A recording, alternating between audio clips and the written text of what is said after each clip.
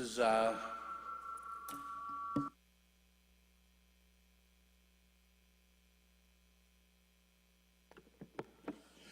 welcome to the June 6th, 2018 Revere Conservation Committee meeting. I want to start with something that hasn't been done in a while, with a Pledge of Allegiance, a salute to the flag, please.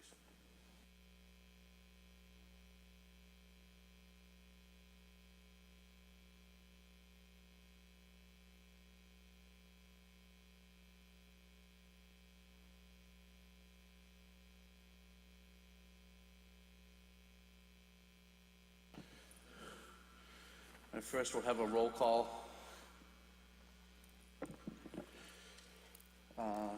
Debbie Santiano McHatton, present. Heather Legere. Present. Ann Raponi. Here. Joe Lavalley. Here. And Robert Cassidy is absent. And I'm Nick Malaysia, the interim chairman. First item is a public meeting, Mass DEP file 061-0667, applicant Andrew Burke, extension for an order of conditions issued on July 1st, 2018, to construct a single-family home at 16 Pearview Avenue. Want to come up, Andrew? Just name and address for the record, please.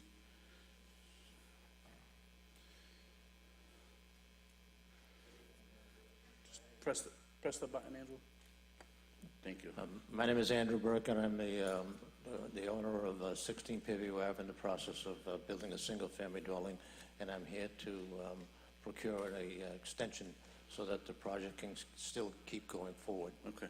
So he's here extending the order of conditions because the construction's been delayed, and when he originally got the order of conditions, it was back in 2015, so it's going to expire on July 1st, 2018. So nothing's changing. We're just extending the order another 3 years. I have a motion. I'll make a motion to extend the order of conditions. Do I have a second? I'll second it. All in favor? Aye. Aye. All right, all set. We'll Thank get it signed off, and I'll get you the original in a couple days. Thank you very All much. right. You're Appreciate welcome, your Andrew. time. Have a great night. Thank you.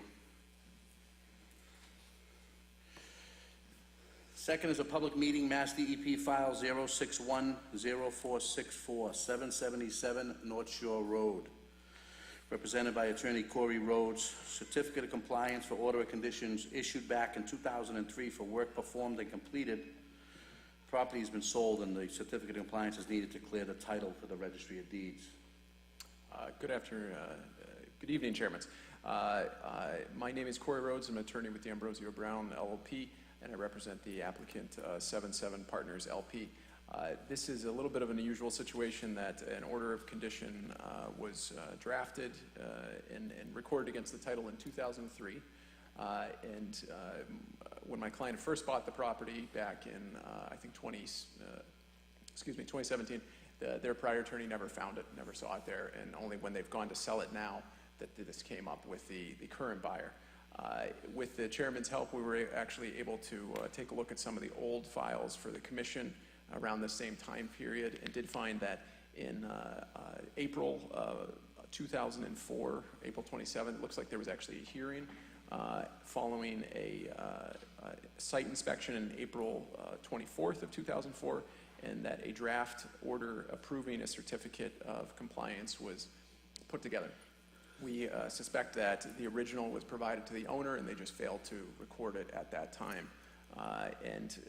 We're simply here asking that that be reissued so that we can clear the title related to this 2003 order of conditions. So basically, this board, this commission back in 2004, well, in 2003, I think we originally issued an order of conditions. 2004, we gave them a certificate of compliance, but the certificate of compliance was never filed properly with the Registry of Deeds to clear the title. So that's what we're doing now. We're issuing them a new certificate of compliance so they can clear the title. Any questions by the members? I have no questions. Sounds pretty, Pretty cut and dry. well said. Yeah. All right. Excuse me, Commissioner Mr. Joe? Chairman, yes.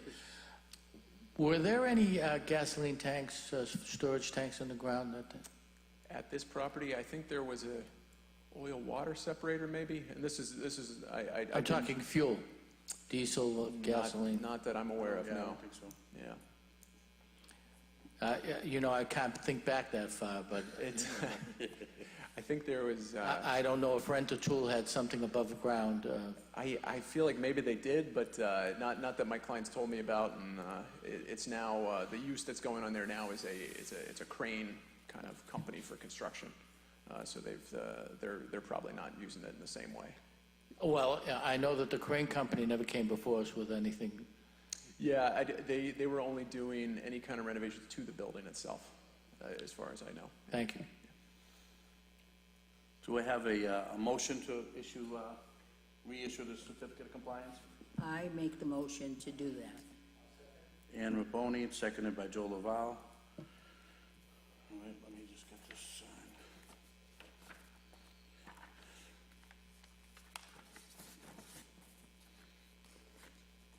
And Corey, you might as well stay there because the next one's you too.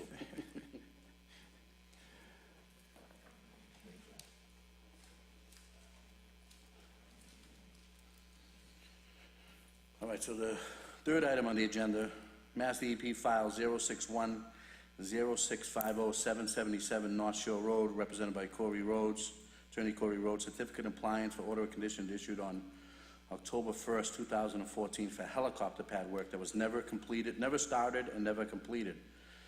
So we're basically we're closing out this order of conditions with the work has never been done, which is pretty self-explanatory. I don't know if anybody has any questions. Yes, Mr. Chairman.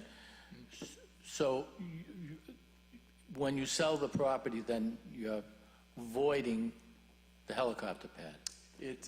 But that doesn't come with the property, in other words? Correct. I believe what the petition at that time was for constructing some sort of helicopter shelter or something, and it appears to be never being built. It wasn't on the property, and at this point, I don't think they have any plans to continue that, and that order is now expired. So if they were going to do anything, they'd have to come back to you. And yet, there was a helicopter landing there There was, yeah, for a few years. I heard from my client that they were even out on like doing an inspection of the property, and one came down. No one knew there was a helicopter pad there. But yes, there are no plans to continue that. And if they were going to build anything at that helicopter pad, they'd have to come back to you. Okay, thank you. Thank you, Joe. Any other questions from the members? No questions. Do I have a motion to issue certificate of compliance? I'll make the motion to do so. Ann Raponi, seconded by, I have a second? I'll second the motion. Seconded by Heather. Thank you. All right, Corey, I'll get all the originals, I'll get them to you in a couple of days. Great. Thank you very much. I really appreciate it. Thank you. Take care.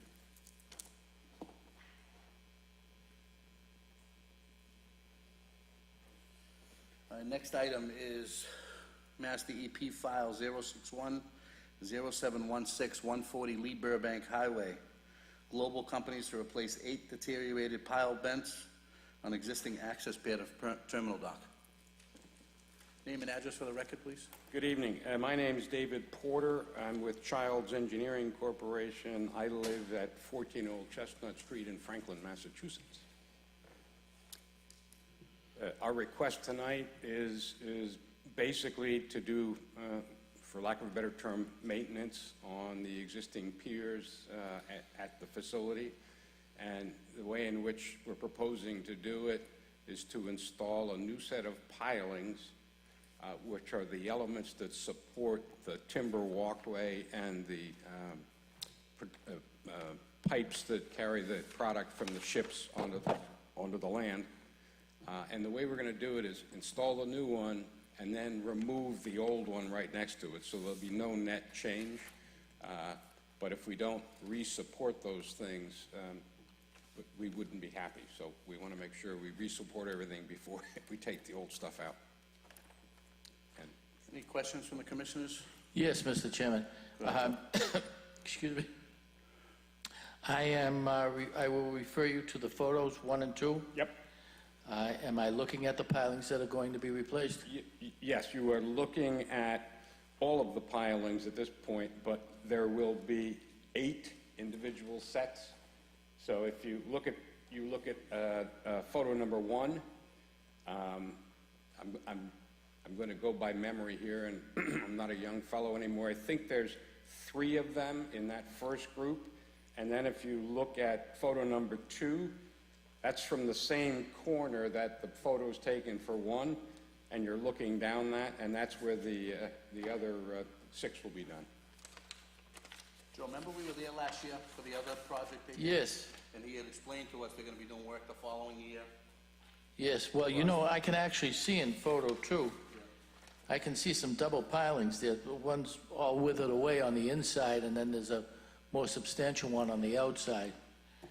And then the closest ones are all singletons, and they don't look that bad. Well, correct.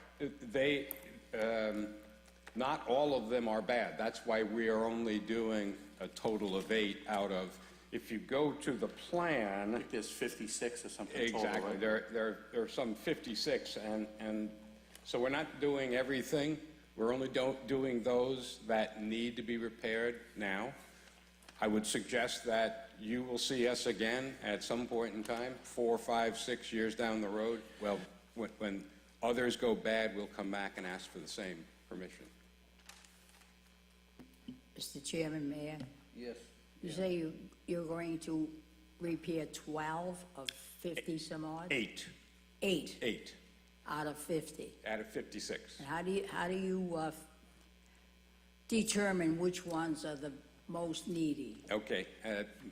Childs Engineering specializes in marine structures, and we do inspections, and all of our engineers are also divers, so we look underwater to determine if marine borers, those are the creatures that they don't actually eat the wood, but it looks as though they're eating the wood, and we determine whether they've damaged the pile sufficiently that there could be a problem if they're not repaired. And so preemptively, before they go bad next year, this coming winter with bad ice, some combination, we're going to fix them. And then, as I say, that's 8 of 56. We'll do another inspection, and then when it's appropriate, we'll fix more. Will you be looking at between the 8 and the 50? Will you look at all of them when Right. you determine the 8 that you're going to fix? Yes, we look at all of them every time. And then we pick, I shouldn't say we pick, The ones in worse condition? the ones that are in conditions that, in our opinion as engineers, need to be addressed to make sure that the pipes that carry the fuel don't, become unsupported and therefore would cause a problem. So it's our job to stay on top of it. We help them understand what the conditions are so Global can maintain them. And one last question, if I may, Mr. Chairman. How often are you going to be re-inspecting these for further work? We do these at the greatest interval is 3 years, and that's if we feel that the conditions that we've observed and the repairs that we make will give us that much time, but we've done it as frequently as every year. Thank you very much. That's very important to know what's coming down the road. Sure. Thank you. Any other questions from any other commissioners? Do we have a motion to approve? I'll make a motion. Do we have And a I'll second it.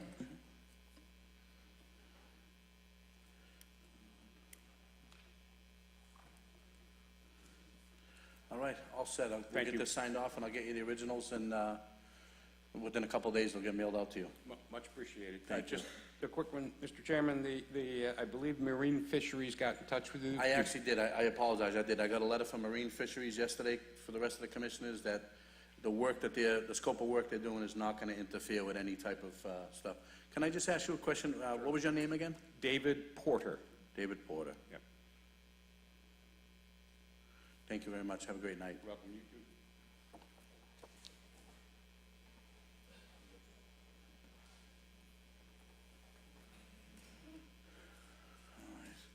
Next is a public hearing, Mass DEP file 061. We don't know the other 4 numbers yet. We'll get them the next day or two. They'll be issued. This is for 263, which is now 265 Rice Avenue, Pines Realty Trust, construction of a 2,185 square foot single-family home with a 10-foot driveway on 2 lots, with 852 square foot of land on lots 192F-42, 192F-44. Do I have a motion to open the public hearing? Do I'll make a motion to do so. I have a second? Good evening. Is there a second? Second. Second by Joe Laval. I don't want to jump the gun. Yeah, name and address for the record, please. Sure. Good evening, Mr. Chairman. My name is Peter Blaisdell. I'm a registered professional engineer and land surveyor, Williams and Sparagus, 189 North Main Street in Middleton, Mass. Do me one favor, put that easel on that side, facing that camera, so you can get it on camera for the public. Please.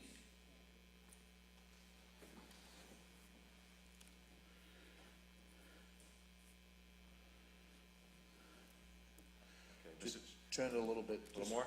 Yeah, the camera's on the, see where the camera's above the door there? Now I do. Yeah. Okay. Is that good, Rich? All right, great. This is the green slips? The green cards, a couple full size for you. Of the new plans. Yeah, the revised plan, and I'll give some of these smaller plans to you members.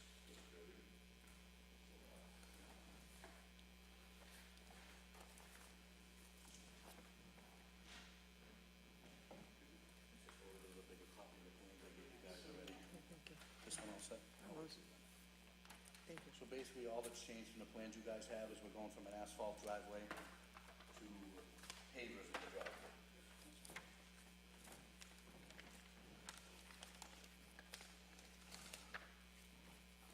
driveway. Good evening, Mr. Chairman. You want me to just do a brief introduction? You actually did a pretty good job there anyways, but, which is good. Less I speak, usually the better. Good evening, everyone. As mentioned by the chairman, this is a undeveloped lot. It's 2 lots. Pines Realty Trust is the owner. Mr. Rizzuto is going to construct a home here. He presently owns and lives in the home next door. So he's going to construct this home, which is a lovely home. I think you'll probably find when it's all constructed, it's going to be quite a sight to behold. He's put a lot of time and effort into this, actually about a year. How many times did the guy from California fly out? A few times, right? Didn't we talk about that on Saturday? Twice Yeah. already? His favorite architect, unfortunately, lives on Lives the in West California. Coast. So, but that's okay. We've been working with Mr. Rizzuto for, probably a little over a year now, on how to best meet the intent of the Wetlands Protection Act and the Revere bylaw. So some of the things that the commission would be interested in and why we're here is that this area, basically that you see behind this blue line, is land subject to coastal storm flowage. So essentially everything that, if you get a 100-year storm in Lynn Harbor, that would then flow back into this area technically. I'm not sure when the last time that's happened, Mr. LaValle, and we were talking about the other day that it's been a while probably, but it's still on the map. Across the street from us, there's a coastal dune, and then beyond that is what's called a barrier beach. So the 100-foot buffer zone from the barrier beach doesn't technically reach us. It's actually out in the street, but the reason we are before you is that we are in land subject to coastal storm flowage. So that being said, we have to follow certain rules, and those being flood-proof construction. So on the plans that are before you, and I try to use my 7th grade coloring ability as best as I can, the only part of the house that's actually going to physically have a concrete structure under it is the rear of the house, the garage portion. Everything else that you see on the plans is going to be elevated up on piers. So there's going to be an ability for if there was a storm surge, to be able to flow underneath and out of the, below the building. So there'll be nothing blocking it. There will be some siding, but that will have an engineered opening. We put a detail that the architect provided us in the lower right-hand corner. It's more of a louver. And then underneath the front deck, there'd probably be some type of maybe a covering or screening, a louver type of thing. Mr. Rizzuto will probably do that when he's done. And that will also be up, elevated in the air, will not have any restriction to any drainage flow. Below the building, I believe we're just gonna have crushed stone. Just crushed stone will be below the building, so there won't be any issues with any impervious surfaces below that. At the site visit that we had this past Saturday, we had a couple of comments. One was about the driveway. We had shown it, it's been on that way for a while as a paved driveway. We were asked to please change that to something that's not impervious. Mr. Rizzuto said he was planning on putting in a paver stone driveway anyway, so that was a win-win. The other question was about the boring that was conducted in the middle of the structure. I don't know if Mr. Chairman sent you a boring. So it looks like there's about 28 feet of marine sands, so no, which is kind of unusual. I normally would expect to go down a little bit, maybe find a little more marine silt and clay, but it looks like it's sand for quite a ways. The other question we had was the elevator. What type of an elevator this was? Was there going to be any mechanical below elevation 10? And the answer to that is no. Mr. Rizzuto actually sent me a schematic of it. It's essentially, and I'll use Mr. Malason's word, it's essentially like a dumbwaiter, but for people. It's going to have electric motor at the top, Mr. Rizzuto. So the motor will be at the top, and no type of a piston or anything that goes down below that. Yeah, nothing. No nothing. hydraulics down below or in the pit or anything? Nothing Everything's below on that the would wall be- and up above? So Yeah, nothing so will be- just, it'll crawl, it basically goes up the side of the wall. The only other change I believe we made was that the city changed the address from 263 Rice Avenue to 265. 265. And I think, other than that, as the chairman said, we've submitted this to DEP. They've stamped it in, they've accepted it, they've given us back the green cards, we've sent them the checks, but for some reason I tried, Yeah, they just haven't issued a file yeah, number yet. tried as hard as I which could today. but, Doesn't really affect anything here, we can still close it out, and once I get the file number, I can Yeah. officially file it with DEP. But other than that, if you have any questions. Any please. questions from the commissioners? Yes. Commissioner LaValle? Hi. I had a question about where you intend to put the openings. So the openings will be designed, so vertically, they have to be at least 12 inches from finished grade. As far as where they're located, I'm not sure exactly where they're going to be located, but the formula that we have to provide, and the architect's aware of it, is that you have to provide 1 square inch of opening for every 1 square foot of building in the floodplain. So I don't know the final opening locations of them. I think they'll probably be in the final documents, but they will be there. Yeah, if you can come up here, Mr. Mr. Rizzuto, Rizzuto, that'll be if you great. Just name and address for the record, too, will be great, sir. Hugo Rizzuto, 261 Rice Ave. The openings are basically on the lower level where the garage is. There's going to be 2 openings on the front part of the house and 2 openings on the back side of the house that go outside to the backyard. So if any water comes into the house underneath, it'll go through the garage and out the back part of the garage. Also, on the sides of the house, where the siding comes down, there'll be openings along the side, so any water that gets in will also flow out sideways. The deck in the front actually has what do you call it? What is that called? You're gonna put lattice or something? Like lattice, Yeah, like that's what we were lattice. thinking about the So other day. that's open. That's already open, the front part of it. Completely open. So there's plenty of movement, both lateral and. Yeah, both forward ways. and back. While you're here, the garage itself doesn't have any opening, is that correct? The garage itself, all it has is the door. It has a door that goes underneath the crawl space, and then there's a door that goes out the back of the house. There's actually 2 doors at the back that go out as well. Yeah, so there's 1, 2, plus 1 in the front. So there's 3 doors in the back. There's 1 door that goes out to the crawl space, and then there's the garage door itself, which is about 17 feet wide. And that garage, by the way, is also above the 100-year floodplain. The 100-year floodplain is at 10 feet. The garage is at 10.25. Yeah, with a 10 1/4 or something, and Everything is completely above ground. We're not doing anything below ground. In the house I live now, we're pumping water. I'm sure, so you've learned already, so you know what to I've do. learned the hard way. Yeah, yeah. Thank you, Mr. Rizzuto. Any other questions from the commissioners? All right, Hi. see, I'm just curious, is the structure of the crawl space, is that concrete or wood framing? The, The garage portion is concrete, right, okay, and the front, the sides is not, it's just the, it'd be wood frame on piles. Just wood framing on piles. Yeah. Set, the piles will be set on, concrete piers to support the load. Any other questions? No? All right, seeing this a public hearing, any proponents in the audience? I don't see anybody in the audience that's gonna, else is gonna speak on it. Any opponents? So we're gonna close out both sides of those hearings. Do I have a motion to, I'll make a motion to issue an order of conditions. motion by Joe Laval, seconded by, Ann, I Ann will Conley. second it. okay? Thank you. Motion to close out the public hearing? So I should have did first, but, I make a motion to do so. all right, I'll second the motion. okay, thank you.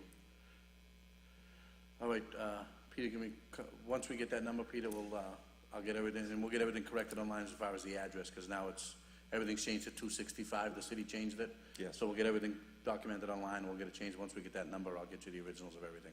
Thank you, Mr. Chairman. All right? Thank you. Thank you, Thank you, Mr. Mr. Lavelle. Rizzuto. Have a great night.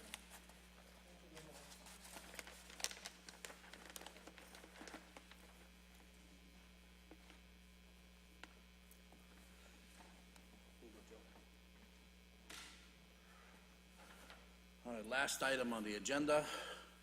It's a public meeting, Mass DEP file 0610692, certificate of compliance for Handy Bandar, 15 Arcadia Street LLC, 15 Arcadia Street, Revere. And if you want to come up, name and address for the record, please.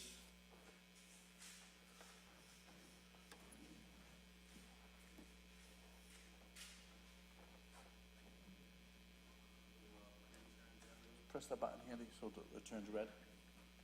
Yeah, there you go, perfect. Thank you. Hani Bandar regarding 15 Arcadia Street.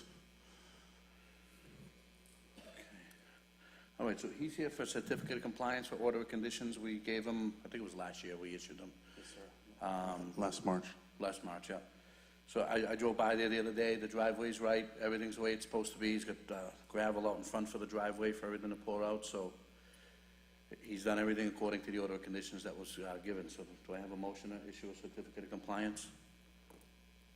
I'll make a motion. Do I have a second? Anyone I'll have a second the question? motion. I'm sorry. All right. Anyone have any questions? No, sorry. All right, so it was first by Ann and seconded by Heather. Thank you. You're all set, sir. We'll get it signed off. I'll get you the originals in a couple days. Thank you very much. All righty? Thank you very much.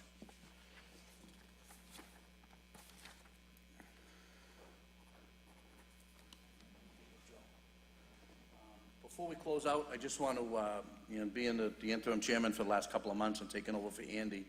Andy has stepped down and retired. Andy committed a lot of years to the city of Revere, probably 30-plus years between the DPW and the Conservation Commission and all kinds of other stuff. He's got a big resume. So I just want to say thank you to Andy for all his years of service to the city of Revere. And I don't know, Ann, if you got a few words you'd like to say about Andy. If I may add a few words on behalf of Andy for echoing the same words as our chairperson. Andy was very knowledgeable, very with integrity. He handled this position with expertise, dignity, and his knowledge was insurmountable. He was here a long time, and I learned a lot from him, and he is sadly missed. However, I would also, I do not want to forget the other two gentlemen, Vincent Lauria and Jim Saboni, who also served the committee well. Their expertise was very important to us, and we're going to miss them also. However, if you don't mind, Mr. Chairman, I'd like to welcome on board our two young ladies here, Heather and Deborah. Welcome aboard, and I'm hoping that our new ladies will fill their positions to the best of their ability. Welcome. Thank you, Ann. Anybody else? Thank you. You're welcome, you're welcome. Joe, you want to say anything about Andy or anything? After such an eloquent job, there's not much I can add. I'll just reaffirm everything that Ann said, that Andy and he was always a gentleman and very knowledgeable and a big help to the city of Revere. That's it. Thank you, Joe. Again, welcome to the new commissioners, Andy and James. Andy, James, and Vinnie will be missed deeply. They did a great job. That's it. Do we have a motion to adjourn the meeting? I guess it's time to adjourn. Time to adjourn. I have a second? Go ahead. I'll second that motion. Okay. All in favor? That's it. Have a great night.